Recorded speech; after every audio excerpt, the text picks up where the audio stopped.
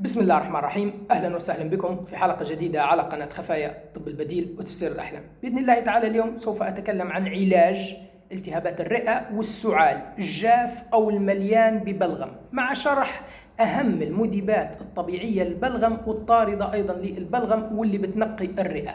بالنسبة للالتهابات الرئة، التهابات الرئة ليه فيها أو يوجد لها عدة أسباب قد تكون اللي هي ناتجة عن التهابات بكتيرية، التهابات فيروسية، التهابات تدرنية، التهابات فطرية. يمكن التفريق فيما بينها عن طريق لون البلغم.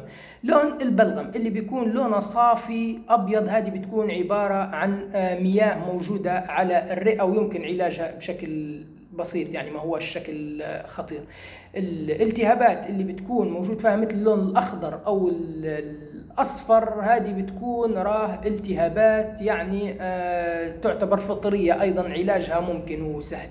الالتهابات الثانية اللي راح أتكلم عليها اللي هي الالتهابات الفيروسية والالتهابات التدرنية، اللي بتجد البلغم بيتحول إلى اللون الغامق مثل البني، هذه بتكون تدرنية. بالنسبة للالتهاب إذا كان البلغم بيوجد فيه دم شوية، بيكون هذه عبارة ممكن بداية أورام، أو بيكون الشخص محصل ضربة على الصدر الخاص به من ما أثر على الجرح اللي هو في الغشاء البلوري. إذا بتسألني أنت عن الغشاء البلوري، هذا ما هو؟ الرئة هكذا بيحيط بها غشاء يسمى بالغشاء البلوري. الغشاء هذا بيتكون من طبقتين، طبقة على الرئة وطبقة ثانية بتغلف القفص الصدري، بيوجد فيما بينهم سائل بسيط جدا. وظيفة هذا السائل هو الحفاظ على الرئة منتفخة حتى في حالة الزفير، يعني هكذا بتبقى الرئة منفوخة. لماذا؟ لأن هذا عامل مثل المغناطيس، عامل اللي هو ما يعرف بالضغط السالب، هكذا نسموه علميا الضغط السالب. هذا وظيفته، اللي هي هذه يعني وظيفته. لأن الرئة خلق الله سبحانه وتعالى ما فيهاش عضلات، يعني في حال ما عندهاش يعني هذه الحركة مثل القلب، يعني فيهاش عضلات، فبتبقى منتفخة في حالة الشهيق والزفير.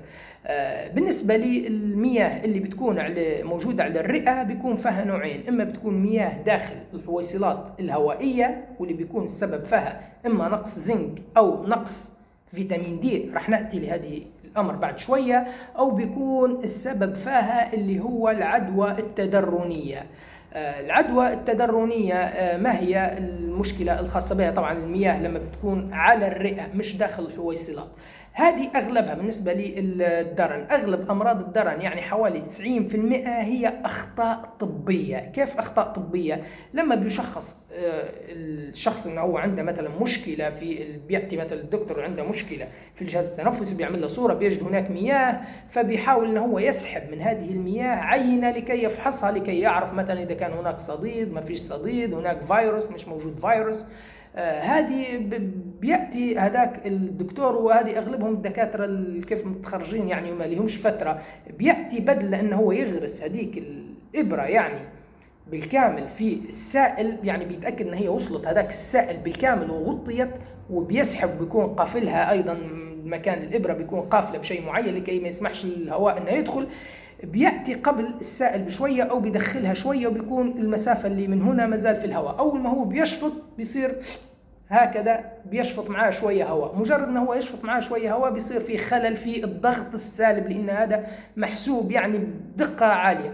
لما بيحدث فيه خلل، بالتالي بيحدث فيه ما يعرف بارتشاح الغشاء البلوري، وهو دخول المياه على الرئة. ومش هكذا فقط، الشيء هذا بيسبب لك اللي هو صديد في الرئة، وبالتالي بتبدأ مشاكل اللي هو الدرن إلى غير ذلك. أيضا الحل راه موجود حتى لمسألة الدرن إن شاء الله في هذه الحلقة. طبعا هل يوجد تطعيمات تغنيك عن المشاكل الخاصة بالجهاز التنفسي اللي تكلمنا عليها؟ يوجد تطعيمات إما تأخذ مرة في السنة أو مرة في ال5 سنوات أو مرة في العمر، بناء على استشارة طبيبك الخاص، يعني ما تاخذهاش لوحدك، لأنها تحتاج إلى بعض الظروف وكل شخص لذلك عاملين له جرعة تتماشى معه.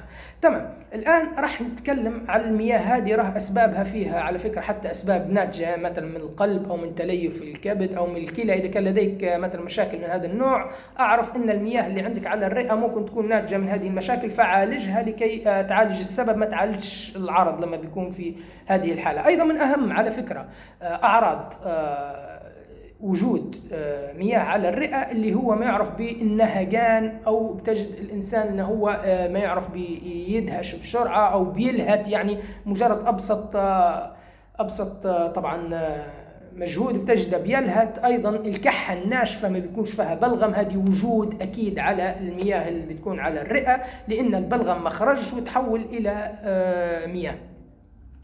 أيضا طرق الكشف، أنا أنصح شخصيا دائما وأبدا بالتصوير المقطعي أو تصوير الرنين عن التصوير العادي، للتأكد أولا من المياه. هي بتظهر المياه حتى في الصورة العادية الإكستراي، بينما بتتأكد أنت من صحة الرئة وأيضا الارتشاح لوين وصل. أنا سوف أشرح لك المشاكل اللي بتسبب هذه المشكلة أو بتسبب في بعض الحالات، اللي هو وجود مياه داخل الرئة. مثلا أنت ما عملتش اللي هي أو عملتها بالشكل الصحيح، ولكن وجدت مياه أصلا موجودة داخل الرئة. هذه بتكون كالتالي: الجسم لما بيأخذ الأكسجين مثلا بيأخذ الأكسجين، لما بياخده بيوصله للرئة، الرئة بيوجد فيها حويصلات هوائية، هذيك الحويصلات بتاخذ الأكسجين وبتروح عاطياتها لشيء يسمى بالشعيرات الدموية. الشعيرات هذيك أول ما بتاخذ الأكسجين من الحويصلات الهوائية بتوزع للجسم، وهي راجعة بتجيب اللي هو ثاني أكسيد الكربون، بتوصل أيضا الحويصلات وأنت بتطلعها في الزفير. هذه هي مسألة التبادل الخلوي بين الأكسجين وثاني أكسيد الكربون. تمام. المياه لماذا يصير في ارتشاح في الغشاء البلوري مثلا بشكل طبيعي؟ هذا راجع زي ما كلمتك في البداية، وأصلا بيكون فيه تكون للمياه أحيانا حتى داخل الرئة، يعني بيتسرب المياه إلى داخل الرئة، اللي هو نقص فيتامين دي ونقص الزنك. لما بينقص هذا الشيء بيصير فيه اللي هو وجود أيضا حتى بعض الأماكن اللي هي الرطبة، القبو وكذا، مكان فيه رطوبة عالية، مع الوقت بيعمل هذه المشكلة.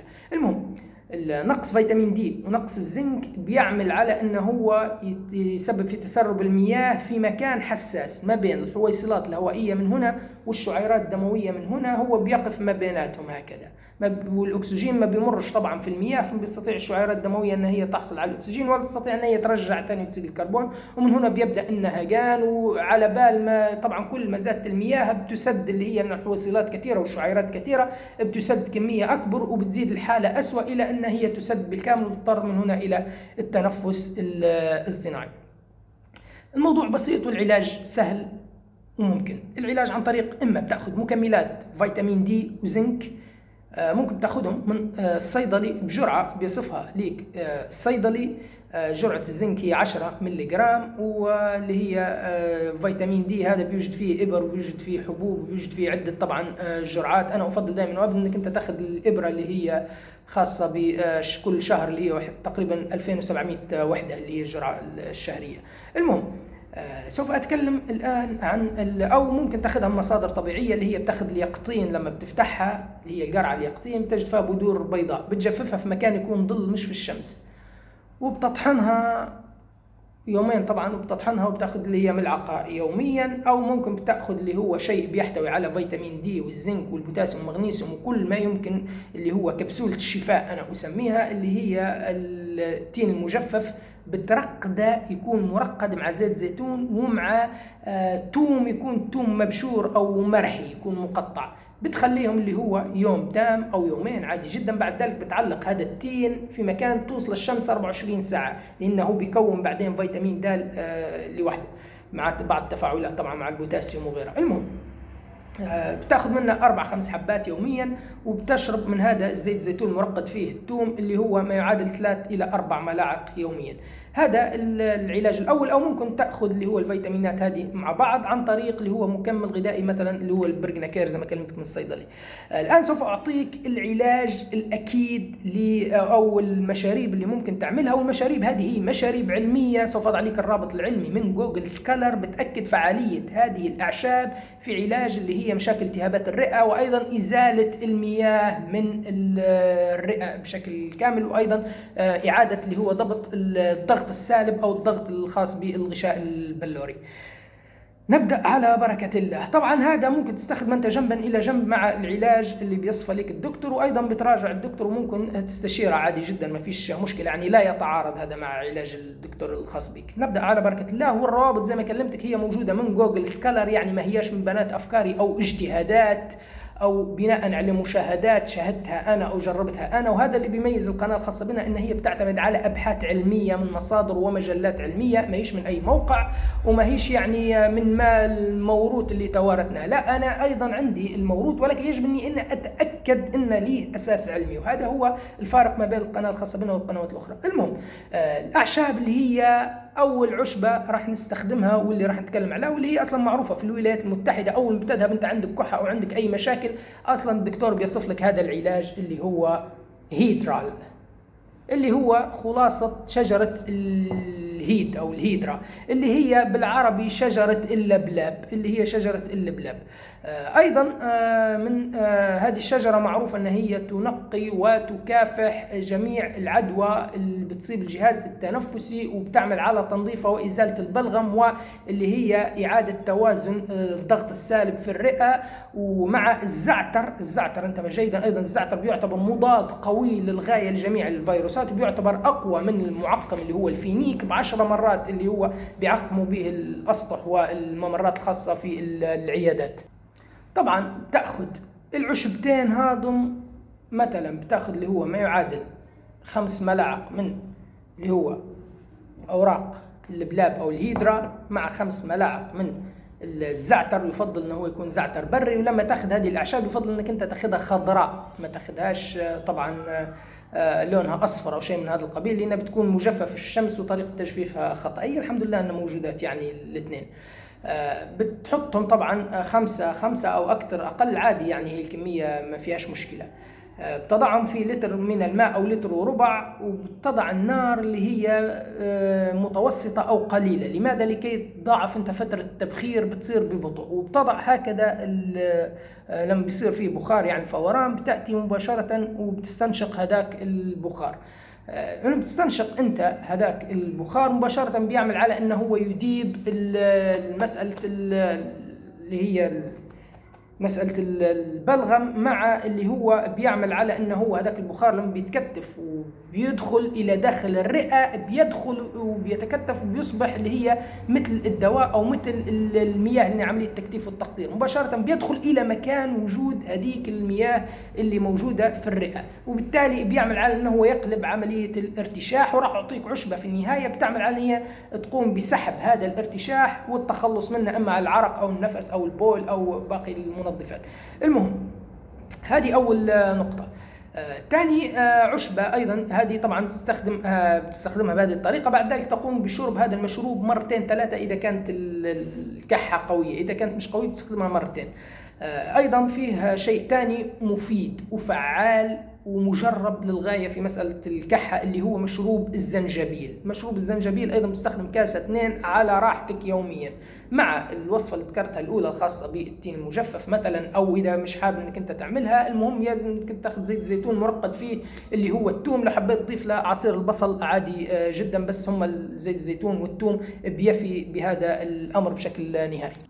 أيضا المشروب اللي راح تعمله في الليل قبل النوم اللي هو كالتالي، ويجب أخذه على يعني عين الاعتبار. أيضا بتستنشقه استنشاقه، أيضا بتعمله نفس الطريقة الأولى بنفس المقادير، وبتستنشقه اللي هو وبتشرب منه اللي هو كأسة قبل النوم أو كأستين عادي، المهم خذ منهم زي ما أنت عاوز. اللي هو المليسة، عشبة المليسة وعشبة البردقوش بنسب متساوية وبتغلى. الناس اللي عندها ضغط، طبعا ضغط مرتفع، تأخذ اللي هو كأس واحد بس من هذا المشروب. اللي عندهاش ضغط يعني الناس العادية عادي جدا استخدم زي ما انت عاوز. ايضا يمكن استخدام ورق الجوافة، ايضا بيعالجوا به في اليمن وعلاج فعال. العلاج الاخير اللي كلمتك اللي راح يسحب هذيك المياه اللي راح تدخلها المواد الفعالة، لانه راح تتكتف هذه المواد اللي راح نستنشقها اللي هي خلاصة المليسة والبردقوش والزعتر وأوراق اللبلاب وغيرها. أيضا يمكن هذه لما تستخدم تنزل في الرئة في شيء يجب أنه هو يسحبها، هي بتسحب نفسها شوية إلى الخارج، لكن لكي تسحب المياه بشكل كامل وأيضا لإعادة هذاك الضغط السالب يجب استخدام واحدة من العشبتين هذم، إما شوك الجمل وإما اللي هو ما يعرف بالهندباء، بتغليهم وبتشربهم عادي جدا اللي هو 3 ملاعق في نص لتر وبتشرب أيضا، هذا بيعمل على إزالة هذا المياه. من المشروبات الأخرى الفعالة حتى في مسألة اللي هو سرطان الرئة، سبق أنا وشرحتها، اللي هو الشيح. الشيح، لكن يفضل انك انت تشرب منه اللي هو كأس واحد، اللي هو كأس ونصف، في ملعقة ونصف من الشيح بتغليهم وتشربهم مرة واحدة. الشيح فعال للغاية وللحد الأقصى.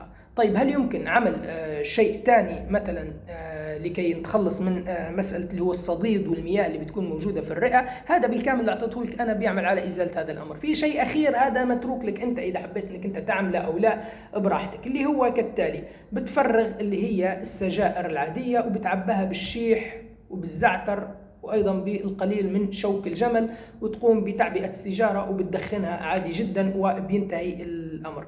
المهم هذه الأشياء هي المسؤولة عن مسألة اللي هو أيضا حتى شوك الجمل بينشط اللي هو الخلايا الأكولة اللي هي تكلمنا عليها في حلقة المناعة، اللي هي بتكون معطلة، اللي هي أقوى جهاز أو أقوى خلايا مناعية في جسم الإنسان، وبالتالي بتحارب أي عدوى بكتيرية وبتلتهم هذاك الصديد اللي بيكون موجود في الغشاء هذا، وبتعمل على هي إخراجه بشكل تام. المهم كان هذا هو الموضوع. هذه هي خلاصة الأعشاب اللي ممكن بالفعل تعتمد عليها. بالنسبة للمناعة يمكن إذا حبيت إنك أنت تقواها ممكن تستخدم مثلا اللي هو العكبر، ممكن تستخدم غذاء الملكات عادي جدا. هذا بالنسبة للمناعة بشكل عام. أما بالنسبة للجهاز التنفسي مشكلة هذه، فهذا هو الحل الأكيد. فقط طبق هذه الخطوات. العلاج بيمتد من أسبوع إلى 10 أيام أكثر أقل. المهم لما تحس أنت براحة بتصير تقلل من كمية هذه الأعشاب، لأنك أنت توقف بشكل نهائي، تشعر بنفسك سليم، بتوقف العلاج وخلاص. المهم كان هذا هو الموضوع. لديكم أي مشكلة أي استفسار كلمني. شارك هذا الفيديو الآن على أكبر نطاق لكي يصل الجميع. لديكم أي مشكلة كلموني وشاركوا مع بعض الأفكار وتجاربكم أصلا اللي عملتوها لكي يستفيد أكبر عدد من الناس. السلام عليكم ورحمة الله وبركاته.